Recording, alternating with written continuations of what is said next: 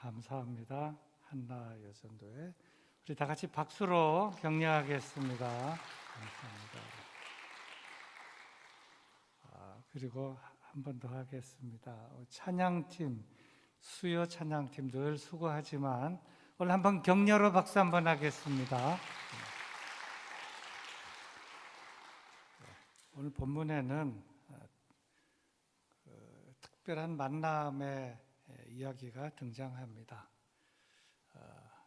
만남이라고 하는 것, 우리가 늘 만나지 않습니까? 만남에는 크게 두 가지 만남이 있는데 평범한 만남이 있고 평범하지 않은 만남이 있습니다.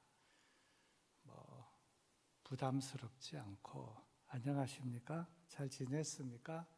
별일 없어요? 밥 먹었습니까? 이렇게 얘기할 수 있고 주고받는 만남이 있습니다.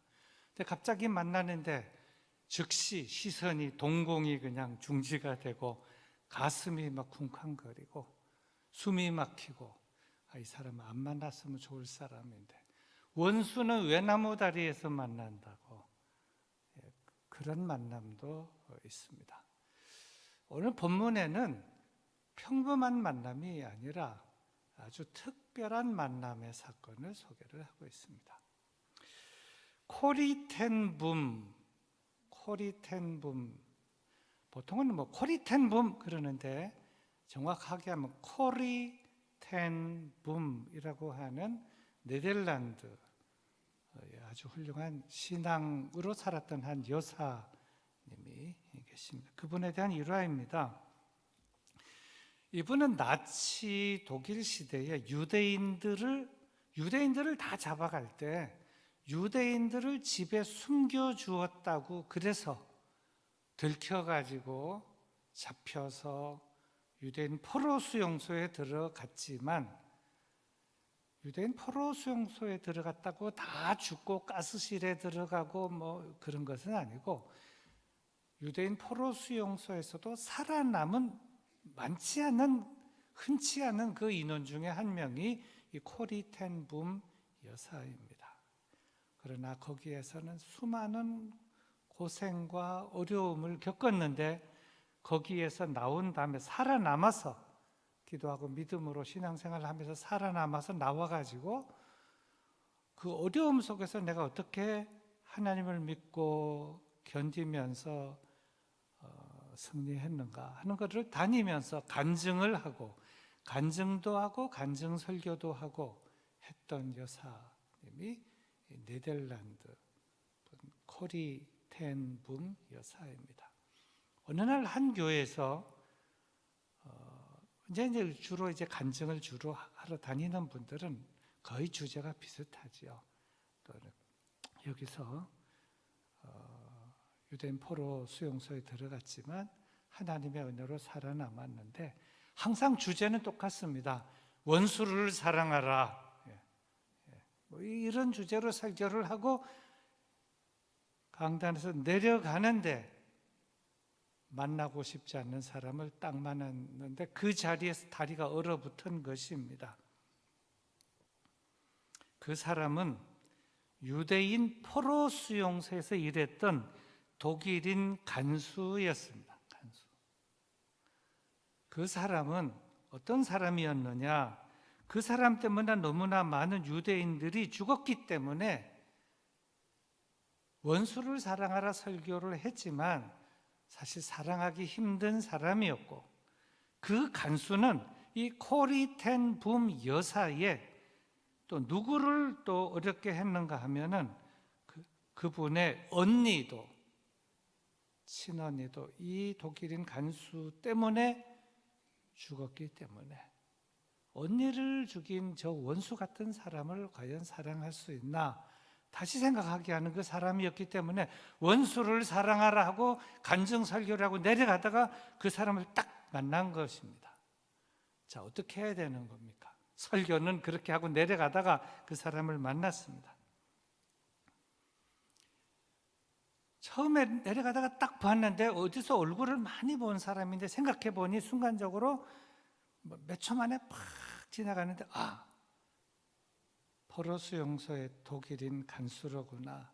그 생각하는 순간 더 굳어지고 이제 어려워졌습니다. 그 포로 수용소에서 자신의 코리텐범에 옷을 벗기고 채찍을 가하고 자신에게 침을 뱉었던 그 사람이었습니다. 원수를 사랑하라 이렇게 설교 간증을 하고 내려가다가 보는 순간 이제 이게 이해 충돌이 오는 겁니다. 순간 짧은 시간이지만 소위 화살 기도와 같은, 하나님, 저는 저로서는 이런 사람 사랑할 수가 없습니다. 말은 설교는 했지만 사랑하기가 너무 힘듭니다. 그러나 주님의 사랑으로는 할 수 있는데 주님만 믿습니다. 순간적으로 그렇게 기도를 했습니다. 그리고는 그냥 순간적으로 손을 내밀었는데, 손을 내미는 순간 갑자기 위에서부터 하나님의 사랑이 팍 쏟아지면서 악수를 하게 하고, 그리고 저를 이렇게 주님의 사랑으로 대할 수 있게끔 하나님께서 해주셨다 하는 그런 그 간증이 있습니다. 그런데 오늘 본문은 마치 이와 같습니다. 오늘 본문의 이야기는 너무나도 유명한 만남의 사건으로 요셉과 그 형들이 만나는, 정말 극적으로 만나는 그런 장면을 소개하고 있습니다. 요셉의 입장에서 보면 형들을 극적으로 만나게는 되었지만 요셉은 형들을 만나고 싶지는 않았을 것입니다. 요셉은 야곱의 11번째 아들로 태어났습니다. 순서로 하면 11번째이지만 야곱이 정말 사랑했던 부인인 라헬이 직접 낳은 아이로서는 첫 번째 아들이에요. 라헬이 낳은 첫 번째 아이가 요셉이었기 때문에 11번째로 태어났지만 라헬이 첫 번째로 낳았다는 이것 때문에 요셉에 대한 사랑은 늦둥이라고 해서도 사랑했지만 라헬이 첫 번째로 낳았다는 것 때문에 요셉에 대한 사랑은 극진했습니다. 요셉에 대한 이 사랑이 극진한 것은 요셉에게는 좋았을는지 모르지만 형들에게 있어서는 아주 싫은 일이었습니다. 왜 쟤한테만 저렇게 사랑을 쏟아붓나? 그래서 시기와 질투와 미움의 빌미가 되었던 것입니다. 그래서 형들은 요셉을 미워했고 시기했고, 그래 결국은 죽이려고 했고, 장남인 르우벤은 죽이지는 말고 구덩이에 넣자 했고, 사남인 유다는 죽이지도 말고 구덩이에 넣지도 말고 그냥 팔자 이렇게 말했습니다.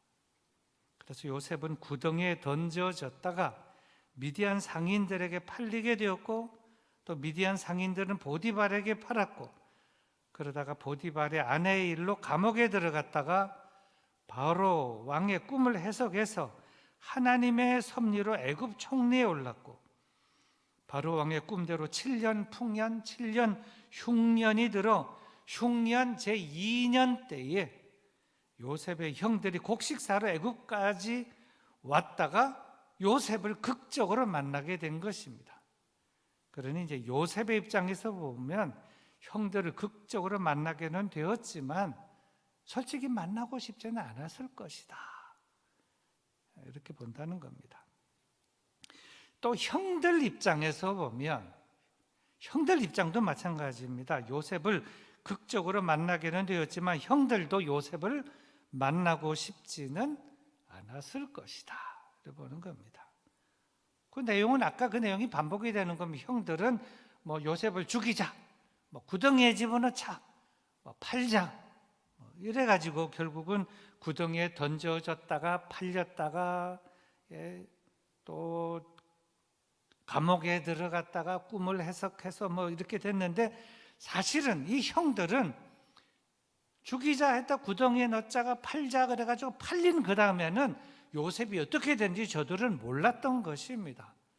생사를 모르고 있다가 이제 극적으로 만나게 된 거죠. 세월이 흘러서 전 세계 7년 풍년, 7년 흉년이 들어 흉년 제2년째에 죽지 않고 먹고 살기 위해서는 곡식 사러 외국까지 가야 됐었기 때문에 애국까지 곡식을 사러 갔다가 거기에 가보니 곡식도 많은데 천하를 호령하는 총리가 나중에 알고 보니 자기들이 죽이려고 했다가 구덩이에 넣었다가 팔아버렸던 그 요셉이 애굽의 천하를 호령하는 총리가 되어 있으니 저들은 놀랐을 것이고 두려워했을 것이고, 놀랐고 두려워했을 뿐만 아니라 이건 순간입니다. 1초 만에 놀라고 두려워했을 뿐만 아니라 저들이 잘못을 저지른 게 있으니까 우리가 이젠 죽어도 할 말이 없다. 우리가 지은 죄 때문에 죽어도 할 말이 없다. 이렇게 생각했을 것입니다. 그런데 요셉은 그러지를 않았습니다.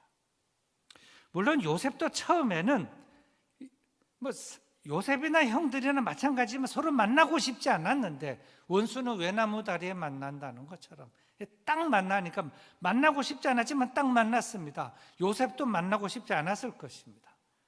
순간 영화 필름처럼 팍 지나갔을 것입니다. 죽이려고 했던 거 구덩이에 던져서 구덩이 들어서 살려달라고 애원했는데 안 살려주다가 유다가 와서 그러면 팔자 그래서 팔려가면서도 막 울고 그러는데도 그냥 모른 채 했던 그 형들이 미워가지고 드디어 복수의 기회는 왔다 그래 생각했을런지 모르죠. 했지만 요셉은 그러지 않고 성경에 보는 바와 같이 방성대곡을 했습니다. 소리를 높여 울었다는 것이죠. 오늘 본문의 1절과 2절입니다.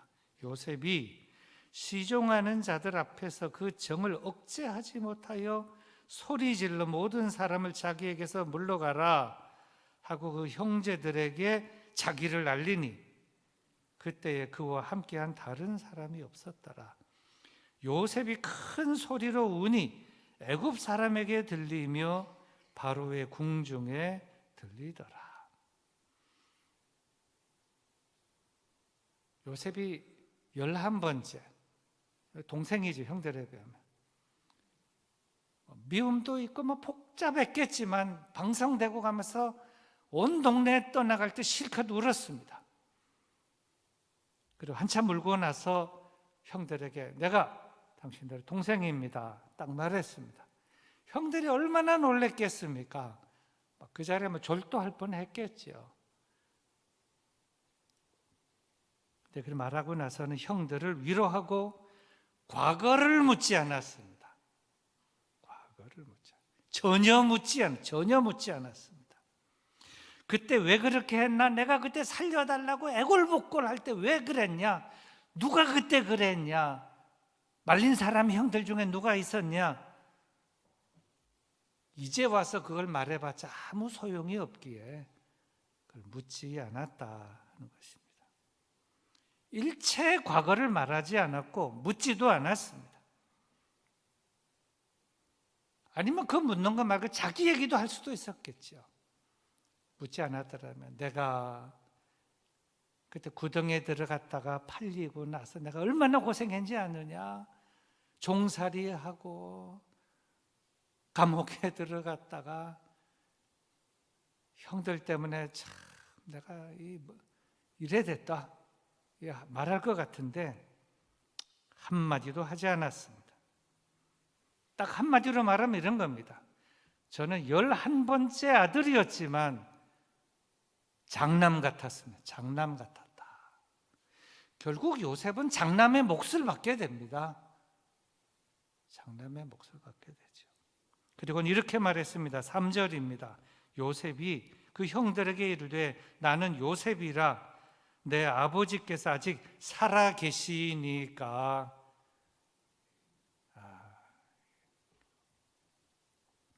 세상에 어떻게 이런 일이 있을 수 있으며 어떻게 이런 것이 가능하냐 이런 말이 가능하냐. 근데 좀 생각해 보면 그럴 수 있다 하는 점을 깨닫게 됩니다. 왜냐하면 요셉은 이렇게 과거를 말하지 않고 자기의 신세를 말하지 않고 형들에게 내가 동생입니다 하고 아버지의 안부를 물었던 것, 이것은 저가 이 모든 것이 다 하나님의 경륜을 알게 되었기 때문이요, 하나님의 구원의 역사, 구원의 섭리를 깨달았기 때문으로 보여진다 하는 것입니다. 어쩌면 이 하나님의 섭리를 깨닫게 되기까지는, 깨닫기 직전까지는 아마 원망과 불평했었을는지 모르지요. 왜냐하면 하나님의 구원의 역사와 섭리를 알기 전에, 깨닫기 전에는 원망과 불평 나올 수밖에 없는 것이니까, 그냥 그것을 알게 되고 깨닫게 되는 순간 모든 원망과 불평, 아쉬움, 섭섭함은 눈 녹듯이 싹 사라지고 뭐만 있는가 하면 감사와 찬송만이 있게 되기 때문입니다. 그러나 저가 하나님의 구원의 역사, 구원의 섭리를 알게 된 이후엔 왜 내가 이렇게 억울함을 당해야 하는지, 왜 내가 과거에 애굽에 팔렸었어야 했는지, 왜 이렇게 죄 없이 감옥에 했었어야 하는지, 고통을 당해야 하는지 그때는 알 수 없었지만 지금은 아니라는 거예요. 지금은. 그때는 형들 때문에 많이 고생했지만 자기는 지금 총리가 되어 있고 형들은 쌀 사러 와 있고 자기가 한마디만 하면 저 사람들은 어떻게 되는지 아는 딱 그 상황이 딱 바뀌게 된 그 순간을 보는 순간, 이 모든 것은 섭리다. 1초 만에 깨달았다는 것이죠. 그리고 하나님의 구원의 섭리 속에서 사실은요, 엄마 아빠가 자식들을 위해서 얼마나 고생을 많이 합니까? 공부도 시키고 빚도 내고, 엄마는 밥도 안 먹고 굶어가면서 애들 그냥 학원비 대고 막 그러다가 한판에 끝나는 때가 있습니다. 아들, 딸 대학교 졸업식에 가서 사각모 이래가지고 엄마 써보세요. 그래서 엄마가 사각모 쓰고 그 아들이나 딸 이거를 써야 할 그걸 쓰고 사진 한번 찍는 순간, 그동안 고생, 표현 미안합니다, 쇠 빠지게 했던 그 모든 것이 눈 녹듯이 싹 사라지고, 내가 오늘을 위해서 지금까지 생고생하고 쇠 빠지게 고생한 거지, 다 이해가 되고, 과거를 묻지 않습니다. 왜 그때 공부를 못했냐, 잘했냐, 학원을 갔냐 안 갔냐 할 필요가 없습니다.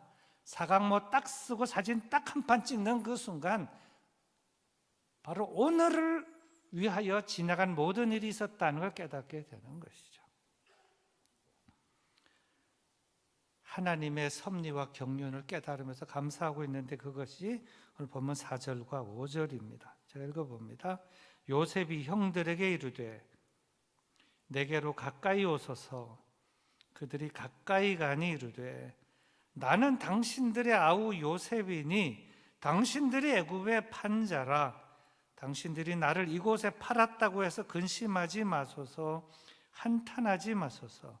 하나님이 생명을 구원하시려고 나를 당신들보다 먼저 보내셨나이다. 저들의 마음을 다 꿰고 있습니다. 요셉은 지금 상황이 바뀌었으니 이렇게 말하고 있지만, 형들은 지금 조마조마해요. 그때 팔지 말았을 걸, 그때 내가 죽이자, 구덩이에 넣자, 팔자 그럴 때 그것도 하지 말자고 말릴 걸, 내가 왜 그때 그 말을 못했던가, 별 생각이 다 들지 않겠어요? 그럴 필요 없습니다. 당신들이 나를 팔았다고 생각하지만 당신들이 나를 판 것이 아닙니다. 하나님께서 나를 이리로 보내신 것입니다. 역사 해석을 다시 한다는 것이죠. 근사합니다. 당신과 당신의 자녀들, 우리 후손들을 살리기 위해서 하나님께서는 나를 먼저 애굽으로 보내신 것입니다. 요셉이 이렇게 말하죠. 여기서 팔렸다는 것과 보냄을 받았다는 말에는 의미적으로 엄청난 차이가 있습니다. 팔렸다, 팔았다는 것은 사람이 하는 일이고, 나를 이리로 먼저 보내셨다라고 하는 건 하나님이 하신 일인데, 그 사건을 사람이 한 관점에서 본 것이 아니라 하나님이 하신 관점에서 이 사건을 보았다 하는 것입니다. 그러면서 확실하게 깨닫고 이해하고 받아들이고 감사하고 있다는 겁니다. 그러니 형님들은 나를 팔았다고 해서 이제 와서 근심하지도 말고 한탄하지도 마소서, 그러면서 실제적인 말을 했는데 6절과 7절입니다.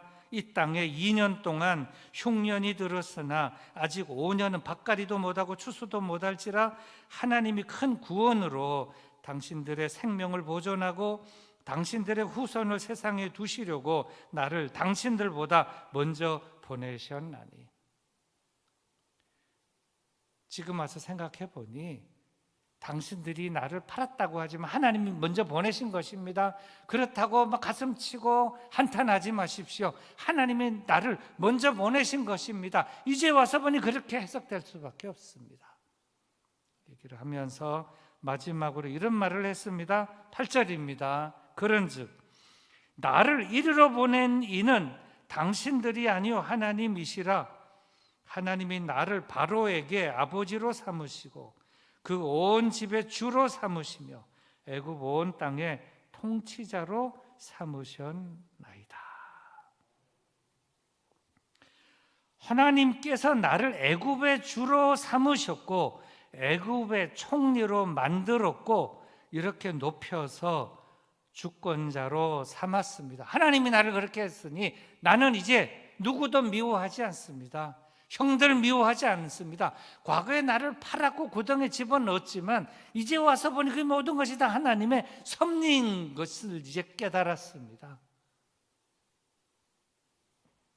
이것이 무엇이냐? 구원의 은혜를 아는 자의 말과 행동이, 구원의 섭리, 하나님의 구원의 섭리를 아는 사람, 깨달은 사람, 그거를 느끼는 사람만이 할 수 있는 그 넉넉한 마음 속에서 나오는 그런 의지적 표현, 그런 행동, 이런 것이다 좀 되겠습니다. 자, 그렇다면 우리는 이 사건을 통해서 이런 생각을 하게 됩니다. 그러면 우리는 언제 그런 이렇게 넉넉한 마음을 품고 원수 같은 사람들을 외나무 다리에서 만나는데 그들을 품고 사랑의 말도 하고 할 수 있겠나? 여러분 어떻게 생각하십니까? 그것은 아까 제가 이미 다 말씀드렸습니다마는 내가 먼저 마음이 편안하고 넉넉해야 되거든요. 내 마음에 하나님의 은혜로 가득하고 하나님이 나를 어떻게 구원하셨느냐? 물론 사람마다 다 있지만 어려움도 있어요. 뭐 시기, 질투, 미움, 원수, 외나무 다리와 같은 이런저런 사건들이 많은데 그 모든 것을 하나님의 구원의 역사와 하나님의 섭리로 알고 이해하고 깨닫는 순간, 그것을 하나님의 섭리라. 오늘의 나, 이것이 좋은 일이든 나쁜 일이든 이것이 하나님의 섭리다. 당신들이 나를 이렇게 한 것이 아니고 이것은 하나님의 섭리다. 심지어 전에도 말씀드렸지만 어떤 분이 감사헌금했는데 회사 망하게 된 것을 감사합니다. 하나님께서 망하게 하신 것을 제가 알았습니다. 망하게 하지 않았더라면 내가 더 교만하게 될 텐데 망하고 겸손하게 되고 망하고 믿음을 찾게 되어서 감사합니다. 그래서 회사 망하게 되어서 감사헌금해서 이렇게 감사헌금. 그 섭리를 하나님의, 이것이 하나님의 섭리다. 병들어서 감사하고 회사가 망해서 감사하고 실직해서 감사하고, 그것은 하나님의 섭리, 하나님의 역사라는 것을 알게 되는 순간 감사하게 되고 넉넉하게 된다, 이것이죠. 이거 못 살겠다. 하나님이 살아계시면 이런 나를 왜 이렇게 만들었나? 그런 사람은 감사할 수 없고 넉넉하게 될 수가 없는 것입니다. 하나님께서 오늘의 나를 지금의 나를, 이 형편 속에 나를 있게 하신 것은 하나님의 은혜요, 하나님의 역사요, 하나님의 섭리다 하는 것입니다. 그거를 알게 되고 깨닫게 되는 순간 다 용서할 수 있고, 다 누구와도 화해할 수 있고, 내가 누구하고는 악감정이 있어서 화해하지 못한다, 악수하지 못한다, 밥 못 먹는다, 그건 뭐가 있는 거예요. 오늘의 나, 있게 하신 하나님의 은혜와 그 섭리 알게 됐으면 다 포용할 수 있고, 다 악수할 수 있고, 다 밥 먹을 수 있고, 다 하나가 될 수 있는 줄로 믿습니다. 칼빈은 섭리론을 펼치면서 이렇게 말했다고 전해집니다. 섭리에는 크게 두 가지 섭리가 있다. 일반 섭리와 특별 섭리. 일반 섭리란 대자연과 관련된 섭리이다. 봄, 여름, 가을, 겨울로 변환되는 섭리, 한 해가 가고 또 한 해가 오는 섭리, 혹서와 한발의 섭리, 날씨의 맑고 흐림, 추위와 더위, 풍년과 흉년, 이런 섭리, 일반 섭리다. 그러나 특별 섭리라고 하는 것은 인간과 관계가 되는 섭리를 특별 섭리라고 한다. 인생에 나고 죽는 섭리, 병이 들고 낫는 섭리, 성공하고 실패하는 섭리, 구원을 받고 유기가 되는 섭리, 이것은 다 하나님의 특별한 섭리 가운데 있는 것이다. 일반 섭리는 연월일시 해가 뜨고 지고 그러면서 사시사철 가운데 있는 일반적인 것이고, 인간과 관계되는 이 모든 사건 속에서 이루어진 구원의 섭리뿐만 아니라 인간 관계 속에 있는 모든 섭리에 대한 것을, 이건 하나님의 섭리라고 알게 되고 깨닫게 되는 순간 우리는 사랑할 수 있고, 포용할 수 있고, 이해할 수 있고, 악수할 수 있고, 밥 먹을 수 있고, 다시 하나가 될 수 있고, 그렇게 될 수 있다는 것입니다. 운명론이 아닙니다. 하나님의 섭리라고 하는 것이죠. 섭리. 이 하나님의 섭리라고 하는 것, 그럼 하나님의 섭리가 뭐냐? 근데 함부로 물을 수도 없어요. 하나님의 섭리가 뭐냐? 하나님의 섭리라고 하는 그 안에는, 그 보자기를 보면 그 안에는 너무나 깊고 오묘한 뜻이 들어있어서 우리는 알 수가 없지만, 잘 들으세요. 하나님의 섭리는 다 말로 표현할 수 없지만 우리가 하나님의 전능하심을 믿고 하나님의 완전하신 그 지혜를 믿고 하나님께서 나를 사랑하시고 오늘의 나의 삶을 인도하시고 여기까지 인도하셨다라고 하는 그 하나님의 전능하심과 인도하심과 하나님의 섭리를 믿는다면 오늘의 나에 대하여 불평과 불만하지 말고, 이해가 되십니까? 좋든지 안 좋든지, 건강하든지 건강하지 않고 아프든지, 이런저런 무슨 문제가 있든지 모든 것을 하나님의 섭리로 알고 무슨 깊은 뜻이 있겠지. 중요합니다. 내가 알지는 못하지만 깊은 뜻이 있겠지. 그리고 이 상황 속에서 하나님께서 나에게 말씀하시는 그 세미한 음성을 따라 실천하면서 나가면 역사가 이루어지고, 새로운 역사가 이루어지고, 오늘 요셉과 요셉의 형들이 만난 대사건이 일어난 거지요. 만약 그걸 하나님의 섭리로 인정하지 않으면 어떻게 되겠어요? 기회는 왔다. 요셉이 그때 나를 죽이자 그랬지, 구덩이에 넣자 그랬지, 죽이자고 한 사람은 미안합니다. 이북 같으면 어떻게 했겠어요? 박격포로 그냥 쏘고 흔적도 없이 총살. 나보고 같은 사람, 당신들 이 형 누구누구는 아오지 탄광, 여기는 사형, 여기는 박격포.